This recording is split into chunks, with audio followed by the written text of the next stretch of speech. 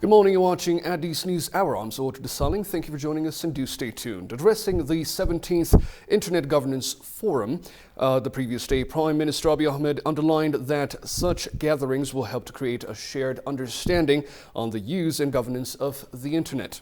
He also went on to say that Ethiopia's ICT and digital transformation journey has been marked by key progress milestones.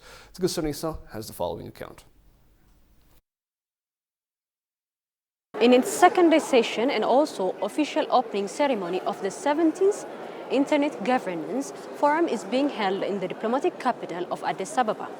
This forum has been officially opened on its second day by His Excellency Prime Minister Dr. Abiy Ahmed in an attendance with Lee Junha, Under-Secretary General for Economic and Social Affairs of the United Nations, Antonio Pedro, Acting Executive Secretary of the Economic Commission for Africa, and also senior government officials, civil society and youth are among the participants of the event. The dynamism of our global community and the related socio-economic and political shifts warrant gatherings such as the IGF. They will help us to co-create a shared understanding on the use and governance of the Internet. His Excellency Prime Minister Dr. Abiy Ahmed, during his opening remark, shared best practices of Ethiopian government in trying to achieve tangible results with the help of artificial intelligence in agriculture, health, transport, and education sectors. Ethiopia's ICT and digital transformation journey has been marked by key progress milestones aligned with the 5 sub-themes of 17th IGF. Considering our large and growing population, improving connectivity and expanding accessibility has been a priority, with investments being made in infrastructure expansion, opening up the telecom sector to private investors and building government digital infrastructure. The Ethiopian government recognizes the benefit of artificial intelligence and has committed to use the new technology for national development endeavors. We have established an institution dedicated to AI-related research and development activities in the country. We also established an AI institute dedicated to work on Ethiopia's national interest and competitiveness through the development of AI services, products, and solutions. The institute is currently working in various sectors, including health, education, agriculture, transport, as well as on public protection and safety. According to the Premier, the Internet has supported the speed of disinformation as Ethiopia dealt with an armed rebellion in the northern part of the country. On the other hand, while the COVID-19 pandemic hits, the Internet offered the country an opportunity to conduct some government activities and businesses. On the other hand, while the COVID-19 pandemic hit, Internet offered the opportunity to conduct some government activities and businesses online, allowing for creativity and the emergence of innovations. United Nations Secretary General Antonio Guterres also conveyed his opening remarks in his video message to the participants of the forum. We often hear that the future will be digital, but the future of digital must be human-centered. That ambition is reflected in your theme, building a resilient Internet for a shared, sustainable, and common future. It is also the motivation behind my proposed Global Digital Compact on an open, free, inclusive, and secure digital future for all. The theme of this year's forum calls for collective action to connect all people and safeguard human rights, avoid Internet fragmentation, govern data, and protect privacy, enable safety and security accountability, and address advanced digital technologies. Tagessan Nisa reporting to you from UNECA. Meanwhile, on the sidelines of the 17th Internet Governance Forum being held in Addis Ababa, Antonio Pedro, Acting Executive Secretary of the UN Economic Commission for Africa, said addressing the root causes of Internet access to Africa must be the priority task of the forum. Belet Amolla, Minister of Innovation Technology, for his part underscored that making Internet resilience requires concerted efforts of developing and developed countries. Shagayu Mata has the following account. Take a look. On the sidelines of the 17th Internet Governance Forum, Antonio Pedro, acting executive secretary of UN Economic Commission for Africa, underscored that Internet access for developing countries must be addressed. The digital divide is a feature on the continent, and it's a feature that is pronounced the most in the rural areas, and increasingly so as a result of the crisis that we are faced with now. So the poor are getting less and less access to services. Because of the triple crisis, 55 million more Africans became poor. And if we do not invest into addressing the root causes of this process, we'll have more and more people that will be poor on the continent. Lee Junhua, UN Under-Secretary General for Economic and Social Affairs for its part, said IGF needs to strive for exploring solutions to connecting the unconnected population around the globe. We, from the UN Secretariat, particularly from the UNDESA, we paid a special attention to African continent. As we witnessed a couple of days ago, more than 8 billion people now populated on Earth, but out of which 2.7 billion people still have no access to the internet. But in Africa, over 60% of the population remains offline. So this brings me to the important role of the IGF in building a sustainable future in the digital empowerment in all parts of the world, particularly for the African continent. So we really hope that whereas the IGF held in Addis Ababa in African continent, more relevance, pertinence by the IGF to African digital transformation. Minister of Innovation and Technology Belete Molla also stated that concerted efforts of all parties are required to make internet resilient in Africa. Making internet resilient and making it work for common future needs all our concerted efforts. All means the private sector, civil societies, scientific communities, governments in both developed and developing countries. And it is when all these stakeholders work harmoniously and together that the internet become more resilient, and can contribute to solve our existing and future problems. In related news, it was urged that policies need to be put in place and implemented to bring about affordable internet connectivity across the African continent. Talking to UTV head of Africa from Global Partnership, Onika Nonlala, stated that digital gender gap needs to be addressed on the African continent. Once again, Tugusonis has more on this. Take a look. While participating in the 17th IGF conference, head of Africa from Global Partnership, Onika, told ETV that policies need to be put in place and implemented to bring about affordable internet connectivity to the rural areas across the African continent. We need to have policies that are specifically speaking to how we bring along the rural areas. So policies, we have a framework, for example, a rural broadband framework that speaks specifically to all the policy opportunities for us to make sure we are inclusive. We must set the targets. We can't just leave it alone to it's just going to happen. We have to have very specific targets of how we are going to connect them and how we are going to bring them along. But also there's other things we can do, such as making sure that there's affordable spectrum for the rural areas to be connected, that the spectrum is actually also open and the infrastructure is available and open for community initiatives that allow communities to be able to connect themselves using different technology as well as financial models. The expert also noted that digital skills are important aspects of meaningful internet connectivity, making sure that everyone is not only just having access to the internet, rather it ought to ensure that lives can be transformed because of connectivity. Onika also reiterated that such conferences will be able to help realize the set agendas. I think the economic benefits are quite plenty, right? Especially for Ethiopia being the host country.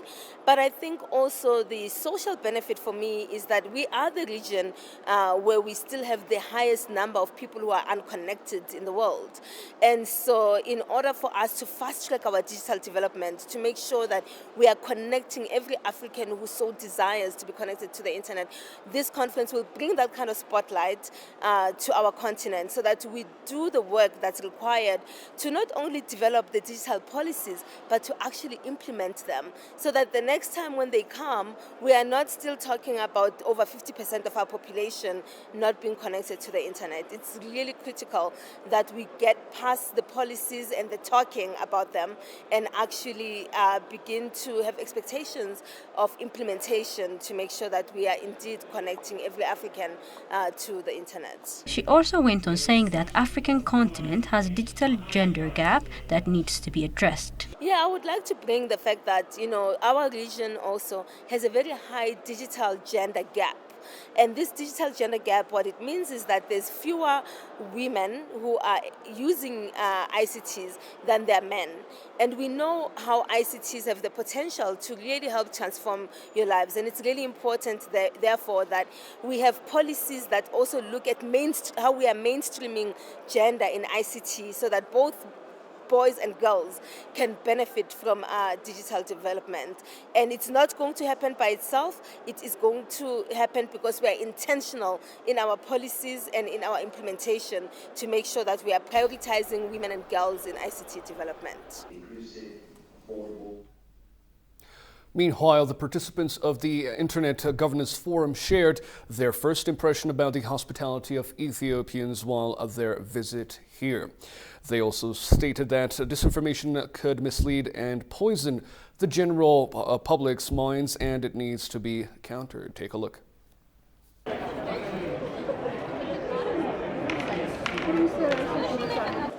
First impressions, it's warm, it's hot, it's sunny. Something completely different to Latvia. When I left Latvia, it was snowing. It was minus a few degrees. People are building snowmans. And here it's plus 20 something, sunny all the time, people smiling. So very nice experience coming here. It was totally worth it. I love being here. I look forward to many interesting, valuable discussions. I'll be speaking myself in one of the panel discussions tomorrow on combating disinformation, which is quite a huge menace these days with the spread of popularity of social media and digital media. The old tactics of disinformation, which has existed there for ages, for decades, for hundreds of years, it can move faster and faster.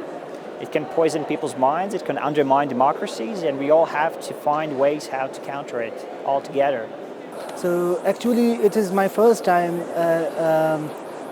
to travel to the African state, whether east or south, but it is okay, it is Africa. So I'm really happy that it is, before I was coming here to the African state, so we were not of the view that it would be much a hospitable state. So it goes beyond our expectation. The sessions here were too much informative, and we will say good things to and will give applause to the Federal Democratic Republic of Ethiopia that they have arranged a so successful conference in which more than 2,000 participants were there, and so successfully it has been scheduled. So it is a great opportunity, not for the Ethiopian region, but it is for the opportunity. It is a good opportunity for the whole African states. First of all, I love Ethiopia. I think I've heard a lot about the Orthodox churches, the injera, the coffee, the clothes. Like for me, the culture is like my first connection with Ethiopia. I love the cotton dresses with white and the detail. I love those. I want to get one before I go. And so that was the first thing that I'm really excited about. Second thing was getting to meet different people, meet Ethiopians, learn Amharic. So I'm really excited to just keep meeting people and learn. And I think IGF is really great. I've attended a couple of really insightful sessions. So honestly, I'm just learning and taking everything in. So I really like it. Yeah, actually, it's my first time in Ethiopia, yeah. What you hear in the media is just, conflict and war. It's normal to feel like in the beginning you feel scared, should I go or not? But once you come here, especially in Addis Ababa, it feels safe. It's really active. Everyone is engaged in here. You find different activities. It's really beautiful. There is really nice nature here. So I really recommend that everyone should visit Ethiopia and give it a chance to change the judgment and the information we get from the traditional media. And I think the second thing is, another thing, what I've noticed is it's very nice because we took a walk, we've walked around town, and like no one's like, bothering you or like trying to just interact with you in a bad way. Everyone's really nice, they say hi, they help you with directions as much as English is a bit of a barrier. So it's really nice, and it's a pleasant surprise because I didn't know what to expect and I was a bit hesitant, but like when I got here, it's like, everyone, like people are teaching me words and I was like, oh, that's really nice. So yeah, it's cool. There is a lot of things in the media about Africa that it's like a very negative perspective has been given to the people through media, but it's totally different. Every country has some issues. I realize this thing and I agree to this. Every country, Ethiopia also have some issues, but it's a bit different here. People are loving, caring, respecting the guests, and this is what the diversity exchange means. And I'm enjoying the time here in Ethiopia. And everyone should come to Ethiopia and enjoy the culture, food, and to interact with the people.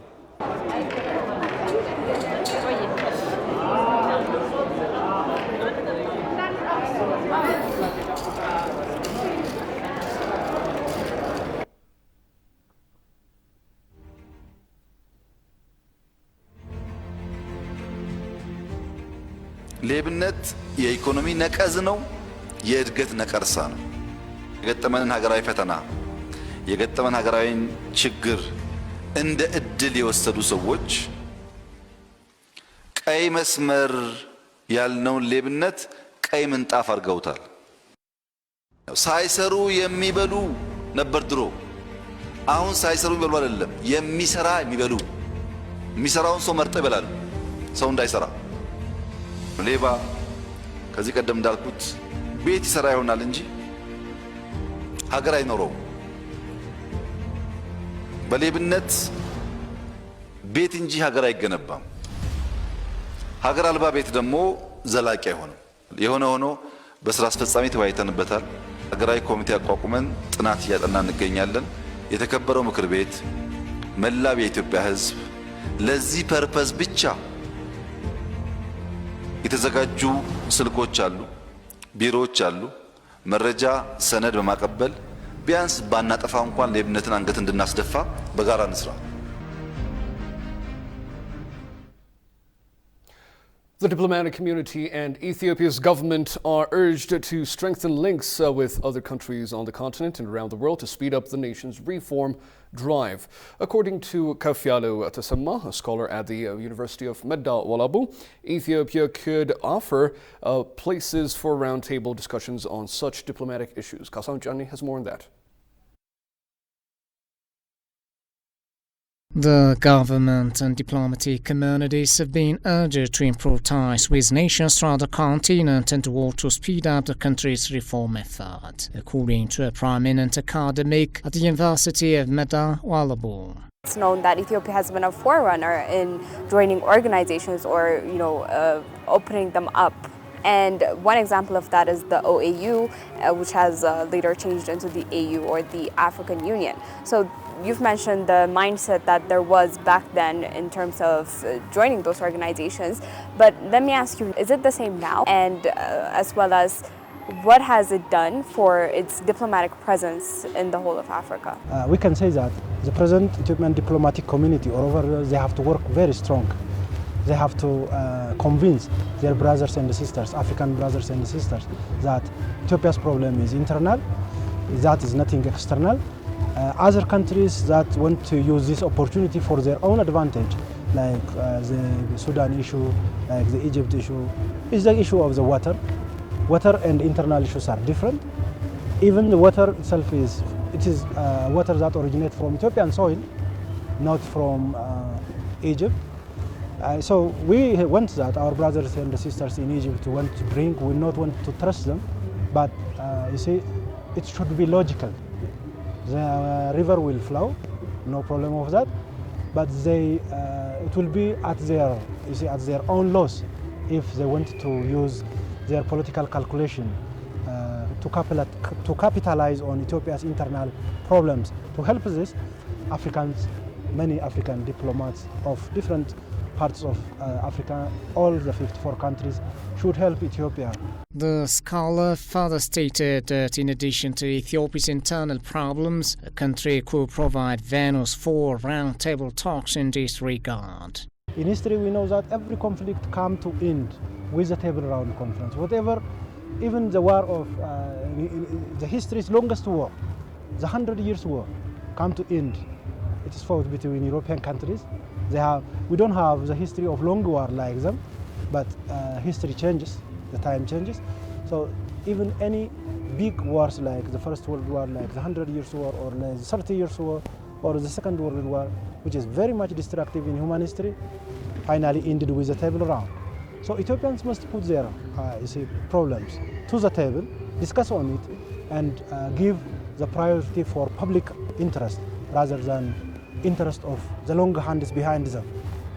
So this will help Ethiopia to prevail, Ethiopia to play its prominent role in African diplomatic history. It is well known that Ethiopia's Foreign Affairs Ministry has been reorganizing itself with an eye toward the diplomat's role in reversing some interest groups' improper attempts at interference. Scholars, authorities on black history, dignitaries and prominent individuals in the United Kingdom have renewed their commitment to establish a global Black history, heritage and education center in Addis Ababa, Ethiopia. Speaking at the first anniversary of the initiative to establish the Global Black Center, Ambassador Tafari Meleesa said that it would not be an overstatement to say that it is so befitting and appropriate to establish the Global Black Center in Ethiopia, a country that has sacrificed dearly for the independence and liberation of Africa. Ambassador Tafari underlined that Ethiopia has both the historical and moral assets to exhibit profusely in the center once it is established and becomes operational. He finally thanked the scholars for believing in the potential of Ethiopia to safeguard and exhibit the history of Africa and all black people through the establishment of the Global Black Center in Addis Ababa.